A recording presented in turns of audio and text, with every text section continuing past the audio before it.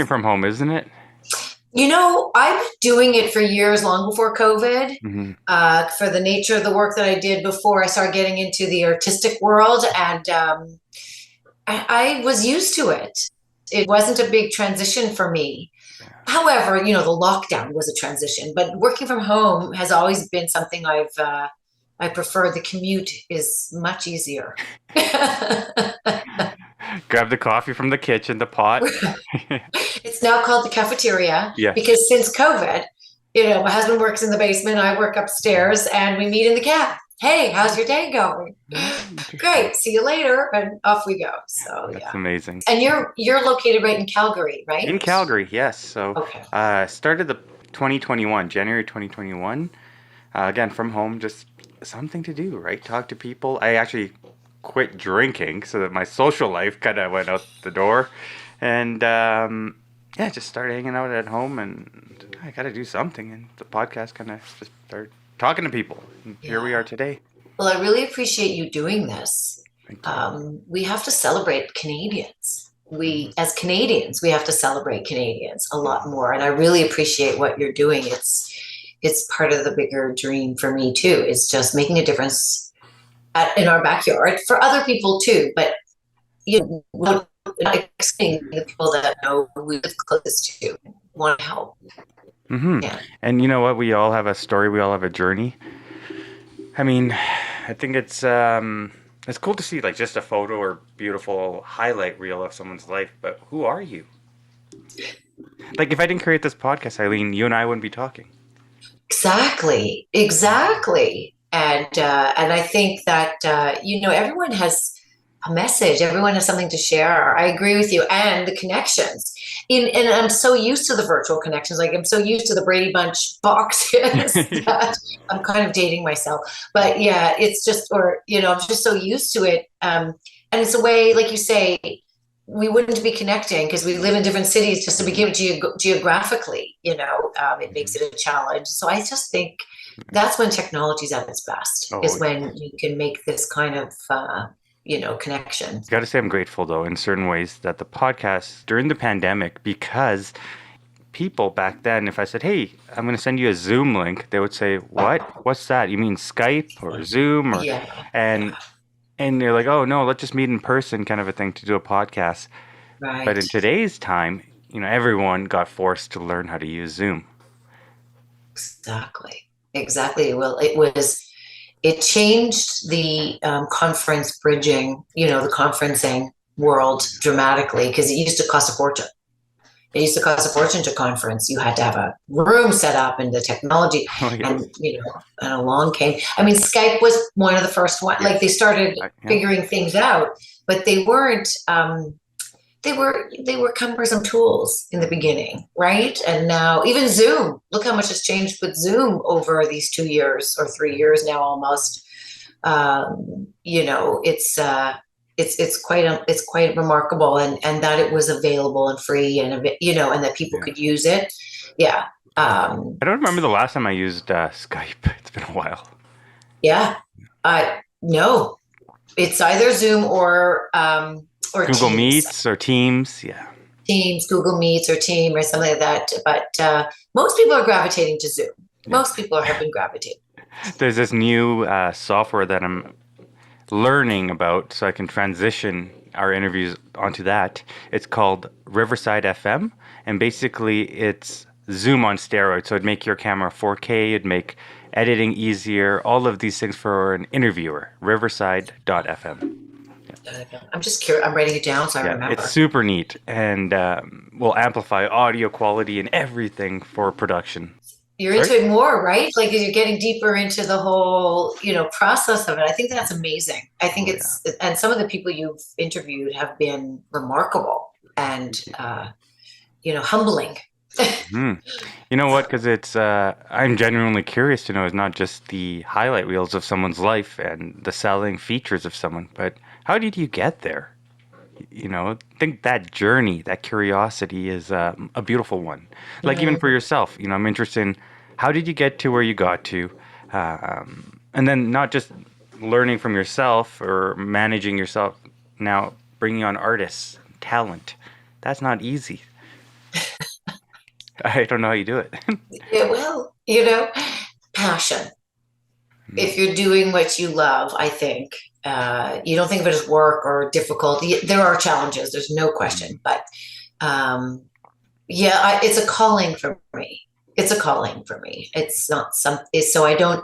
So when there's something that you have to figure out, you just say, "Okay, I'm going to get through this. I know mm. I'm going to figure this out, whether good, bad, or different." You do your best. You take a step, and you go, "Oh, okay, that was okay, but now how do I learn and grow and figure things out so I can do Totally. things even better as time goes on?" Have you always been in the arts? Have you, I know you do consulting and you had done that previous to starting your agency. Yes, I'm still doing that. I'm still Okay. doing that. The arts world, I call it a part of my multi-passionate entrepreneurship. Mm, And I think I'm using a phrase from Marie Forleo, but I think a lot of us are using it where, yeah. So the consulting started in 2005, and I've been doing that for a long time.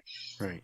Alongside of it, I've always done volunteer work. So I've always volunteered in the arts, whether it's performing on stages locally, whether it's Mm, producing shows locally, or I also volunteered on with the groups that helped to bring the Burlington Performing Arts Center to Burlington. So I was wow. involved with before the center was built for about 10 years, and then 10 years once the center was built. So I was involved with that. So I was on the board, saw what was happening professionally coming through the center. So I've always been, as my volunteer life, as I think of it, engaged with the arts. But there was an opportunity that came my way um, with one of my contacts through the center. She was closing down an agency, and we were having a glass of wine, so it might have been the wine. But Love she it. was saying that, I have these few artists, and they don't have anyone to go to. And then without a blink, I was like, yeah, they do. They have someone to go to. And I just knew. And this is just when something resonates and you vibrate on a different level, wine excluded. You just know that this is something that you want to do. And listen, normally I would research. I'm a very, analytical person on one side of the brain, Hmm. but this was very instinctual. And this was 2019. And middle of 2019, probably, because it took me probably the 6 months to, update my website and, talk to the artists and get them engaged and want them to, have them agree officially to work with me, etc. And, all of that took a bit of time. So I officially launched the Six Dynamix Agency March 5th, 2020. Huh. March 13th, 2020, the world went sideways. And it was just one of those where, the arts industry, the entertainment, arts, hospitality, I mean, this, it was, I'm going to say, decimated. Oh yeah. Came to a complete halt. And live performance had, it was closed, and then it was open, and then it was closed. I mean, in Ontario, we went through all this, and the performing arts centers were trying to take all this, I call it inventory, all these gigs that they had booked in 2020, 2021, and just, tried to keep moving it forward. So what was happening with new agents like myself, where the artists hadn't had a booking, is there was no room for them because there was all this, pent up gig demand that had to keep moving forward. So So the truth backlog. is, the backlog, thank you. And so what's happening is, this 23-24 is the first opportunity I'm having to have conversations with centers to say, hey, let's have a conversation about booking artists. And it's not even 22-23, because those had to be done already. And I think during COVID, I was new there. It takes a long time to build relationships. It takes time for people to learn who you are and trust you. And so now I have had the last 2 years of attending calls virtually, Hmm. joining organizations and being at meetings virtually, so that so they see a face on a Mhm. regular basis, so that now I can start having conversations now for booking in fall 23 and spring of 24. So that's kind of how long it's taking. I bet there's been a transition as well in terms of you might be talking to somebody and that person now resigns or moves on to another Right. career, Right. and it's been interesting to see this whole dynamic, not just in the arts, but in any business, right? You Yeah. might be talking to somebody and building that rapport and relationship to hopefully execute something, and all of a sudden, I'm just doing a career change, and you're like, start. Absolutely. That happened with a couple of the artists I represented. They, in 2 years, they had time to think and figure things out for themselves. Of 2 years of not performing live, and they found other passions that are very, that they fell in love with, and said, it's time for a change. Maybe this was the sign, right? For them, it was the sign for a change. And yeah, that's how it goes. I think it happens anyways, but I think the pandemic was a real opportunity for people to reflect, because we were all paused, Totally. and it gave everyone an opportunity to really reflect on what was important for them and what they wanted, coming out of it. Where did the name Six come from? Six. It's not that exciting, really. So uh, I wanted the word dynamics when I was building the name Six Dynamics before it became Six Dynamix Agency, if you will. Six Dynamics still exists as a consulting. It's really one big umbrella. It's just me, and I do some consulting, and I also work on the agency right now. Right. It's just me, and so I wanted dynamics because I always felt that was projection forward. You're moving forward. It's always about gaining Momentum. gaining Yeah. momentum and moving forward. And I wanted something to rhyme with it. And I wanted a number. So this is the real truth of it. Not being a marketer at my core, I'm becoming a marketer. I'm a learned marketer, but I'm not a marketer at my core. And I wanted a number because what I learned was in digital searches, numbers come to the top. So if you had the number 6 in front of a name, the numbers would pop to the top before the alphabetical, The names would name. start Oh, popping up. interesting. You're right. But every marketer told me, no, you can't have a number in your logo. Like you just can't have it. Like people won't. And it was so. Of course, I didn't agree in the beginning, because the beginning, the truth was, I did it all by myself, and I put out my number 6, and people didn't understand that the number was part of the name. Because people, it was bizarre. So then I turned it into spelling of the number 6 dynamics, and that's as sophisticated as it gets. I like it. I mean, it's different, right? If it was just dynamics, it's like, is there an S at the end? Is it an X? Right. What is it? Yeah. Yeah. I get that anyway, but I wanted the X because of the number. Yeah. And like that was just Yeah. X and X, like the endings are in X's. But that's about as deep as it goes, I, really. I thought of this idea. It's like, how people can make video clips and stuff, but they could send it to me and I could edit it. And talent is like we create, I don't know, make some talent videos for you or something.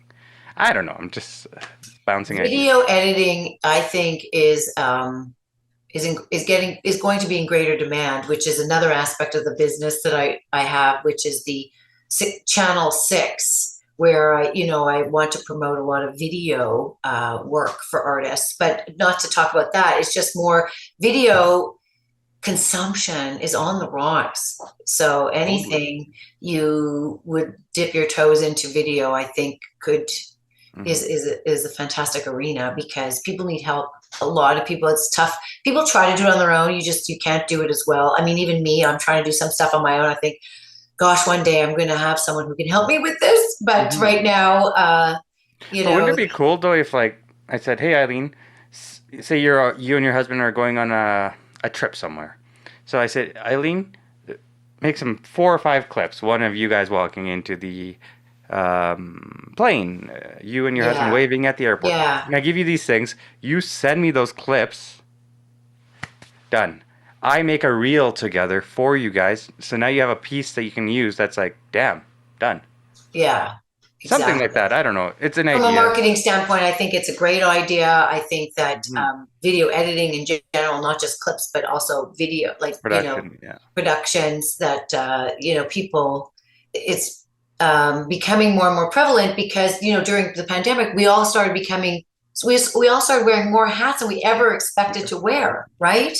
And artists in particular started becoming producers and Hmm. technologists, and because a number of them had to get a setup at home and be able to do things live, and so I think that the gears have shifted, and I think that yes, the things are going back a little bit the way they were, but some things are staying, some things aren't going away. Seen a rise in talent, or has your talent been walking away through the pandemic, or I guess now over the I would pandemic? say there's both. I would say there's both. There's no question. I haven't been exposed to it too extensively.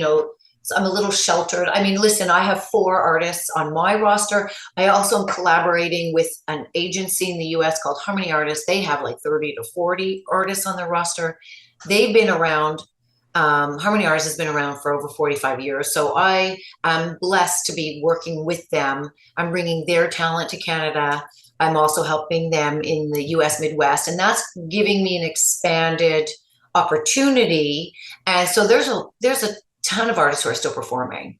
And what we do and what I focus on are people who are experienced. I don't have the skill set perhaps yet to take like an up and coming artist and nurture them Right. and help them grow.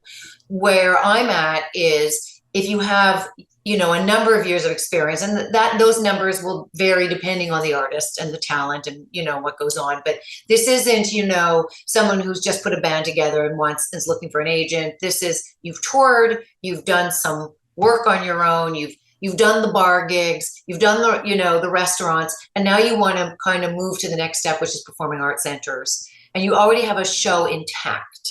And that's where the agents, the artists that I work with, whether they're from up here in Canada, which are my own, or from Harmony Artists, they're exceptionally talented people who are touring. Now, as an agent, you bring on an artist, you get them get them a gig at a performing arts center. How much would an agent, again, I'm not putting this up, or it's okay, on commission, how much would an agent make, or how much would an agent take in terms of commission, roughly? What is the I industry standard? Yeah. Yeah, I would say industry standards are anywhere from, they range, it depends on the artist, but I would say they range anywhere from 10 to 20%. And it depends as an agent. I'm calling it an agent. Some people call them manager agents. Sometimes, there's booking agents, which is what I really am, which is really just about getting bookings for the artists. I don't manage the artist. A manager helps with that. So that's things like helping to build the marketing. That's like, figuring out, there's other details that managers do that I can't think off the top of my head at the Mhm. moment. But, so then I can't speak to the management side, but from a booking Mhm. agent, I would say it's anywhere from 10 to 20%. I'm trying to think in my world. Okay, so I'm a podcaster. I have to spend my time reaching out to individuals, guests, to podcast. So Right. if I could find someone to help me book those, that would save me a lot of time. And administration, like that's what we do. We do time administration, we build the tour. Like I'm just talking about from my From perspective, yeah, and you're gleaning it over to from a podcaster's perspective. It's the same, similar but different. similar, give or take. Yeah. Similar but different. But the thing is, the difference is when we go to a center, there's payment. Yeah. So I From don't my know. end, it would have to be like either a salary or some sort of Right, a structure. I see right. how that works. And are your artists only from Burlington? No, no. The artists that I happened to engage with when I first started the agency, they were they're in Southern Ontario. They're not in Burlington, but they're in Toronto or elsewhere. The idea is to grow it, and so Cool. it is to grow that. And then now that I'm working with Harmony Artists, So if anyone approaches Harmony Artists, it has to go through the principles of the agency Yeah. for them to decide if they're going to come on board. But at Harmony Artists all across the US and a smattering in Canada as well. They have a couple of artists, but they're just, they're so gracious at Harmony Artists, the founders. They really are mentoring me and showing me the way. And, it was just an opportunity because I was a member of a group that they're a member of for agents and managers and some presenters. And they sent out a post that said, "Hey, anybody want to work together?" And I was like, "Yeah, I think I do." It said feeling COVIDed. And I said, yes. And, it's really working out. I can complement the artists that I have to bring. So now we have a broader repertoire. It gives an opportunity in the future, won't be right away, but in the future, it gives opportunity to the artists that I've taken on here in Ontario to bring them elsewhere around Canada as well as in the US. So I think this is a real win-win Totally. opportunity. When we look at from 5 years from now, what do you hope for, Eileen? What do you hope for your agency? That's a great question. So I would say the dream, part of the dream, let's put it that way. Part of the dream was because I was very Canadian focused initially. Part of the dream is building a star system in Canada. A star system. A star system. I like that name. Yeah, super cool. The thing is, what I was finding at the time when all of this started for me was there are Canadians who have done very well in the industry, but they had to leave Canada to do it for the Nashville. most part. Pardon me? Nashville. You hear them always going out there for right. Like, so I'm not saying all artists. Listen, we can count on, like, there are some very wonderful Canadian artists who live in Canada and perform here and elsewhere and are very successful. And I think that's wonderful. I just think it's very hard. Is that population or is it the infrastructure and support systems that are out there for the artists? It's a really great question, and I don't have the answer to it. So that's the dot on the wall. It's a dream. I'm not close to it yet to figure out how to get there. What I do know is Quebec does a fantastic job of promoting their own artists. In Quebec, there is just this built-in cultural understanding that they support each other. Now, we need to leverage what the magic sauce that they have in Quebec and bring it to elsewhere in Canada. And I think I don't have the answer. No. What are they doing? I just think that there's something we need to do. And part of that is why I also built Channel 6 on the Public Place Network, which is, by the way, is based in Calgary, Alberta. It's so funny. I literally just wrote Channel 6. I was going to ask you about that. Yeah. So the founder of the Public Place Network is from your hometown, and he's wonderful and has built this platform that puts all the content into the content maker's hands, not his. So what you put up is what the audience sees, meaning no big other company of other video managed companies, corporations are managing what goes up. It's all about the artist's content, meaning no ads that you don't expect. No other videos show up that have nothing to do with your art. So, and for me, Channel 6 is an opportunity for artists to monetize in addition to performing live. This is not a replacement. This is meant to say, if you're doing a one-off show for a particular holiday, and it's very local, it's in Calgary. Well, why not make it available to people in Ontario and Quebec and anywhere else? And you can only really do that digitally unless you're touring, right? But if you're not touring and you're doing a show and it's locally based, why not make it, record it and make it available for a fee that people will want to see you and support you in your art. And that's what Channel 6 is all about. It's about building that digital community Digital performing arts community, I call I it. like that. And so Yeah. where would Channel 6 be distributed? So obviously on the Public Place Network, but where are they distributed? Is it on It's YouTube? on the internet. Like it's just available in the like it's no Super different. cool. It's searchable. It's findable. It's obviously I'm sending out direct links because I want people to come directly Yes. Yeah. to my page, my channel. But my channel is meant. I'm saying my channel, but it's Channel 6, and I want it to be for the arts community, the performing arts community, so that people will say, "Oh, we're looking for a performing arts show. Like we want something." No, we couldn't get to see it, but maybe it's available here recorded, kind of thing. And right now it's pay-per-view, if you will. It's video on demand. It's as you watch it, you pay for it. And it's depending on what the artist wants, it could be available for 1 day, 2 days, 3 days, 5 days, Yeah. so it could be one purchase, and the duration that ticket's available is determined by the person um, who owns the video, if you will. Right. But I would manage it. The whole point here is you don't have to manage your own channel, your own space. I will help manage that so that all you have to worry about is getting the video.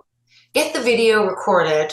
Give me a couple of pieces of information, and I'll do the rest for you, and we share, and then we share in the The revenue share model, of course. along with Public Place Network. It's a co-op, and our fees help fund the overall channel, the overall platform, and then within the channel, but the artist could make at least 50 to 60% from every video purchased. And That's fantastic. not pennies on the dollar. This is 50, so if a show is $20, they're making at least $10 every time it's viewed. And I think, to me, this is part of that big vision of making artists popular in Canada. And then You there could know, be a reoccurring revenue model. exactly. I mean, that's part of it too. Is that we're in the we're in the human resource effort. We're in the labor effort business, right? Live performance. If you don't perform live, you don't earn. If I don't book someone live, they don't earn. Well, right. They can make money in their Interesting. sleep. Wouldn't that be nice? Totally. What I would say is, and this is what I tell my voiceover friends, I tell, singers, put a package together of tips, of, a series of shows, maybe in your case, maybe a series, clips, and you're doing, maybe you have a 30-minute video, but it has 5 minutes of this and 5 minutes of that. And, it's a series so that, you don't have to watch the whole thing. And for $10, come watch this 30-minute video, and you'll get to see these Canadians support the podcast, right? This is about giving people an opportunity to support as well. It's not just a money thing. It's about Building a artists. community and It's building a community and getting artists, and like yourself included. Like, I think of you as an artist. What you're doing is you're not singing, but you're bringing art. You're bringing some form of art to the world, and I think that it deserves to be supported. And I think there's community out there in the public who want to support it. They yeah. believe in this. Listen, you're doing a Canadian podcast. It's not like there's millions of them around, so I think that there's something that's, very genuine. You have a West Coast impact too. I just think that, us in the East can learn, see, feel, hear what's going on out there. And, Is there a difference though in terms of a West Coast? no, I just think that we don't have exposure to the same people you have exposure to, is what I mean. So wouldn't it be nice Interesting. for Yes, I us? didn't Like, think of it I like love that. that Yeah. you're bringing in these people from, and not straight Alberta. I've seen a number of Alberta-based folks, and I think, wow, I'm getting to, meet people who are important to Calgary, important to Alberta. And I think, as a Canadian, I think that's brilliant. It's more about building this community beyond our geographic location, No. right? It all matters. We all Yeah, have to work together, and it's a system. Like, how you call it a star system? It's kind of like one out there. it is. We're It all is. connected. Yeah. It is. And I think that artists deserve to be noticed and exposed, like, be shared, because these are wonderfully talented people. And I just feel that some people don't get enough recognition for what they bring to the world. Mm. And I think, And my hope is I can be part of helping them, Hmm.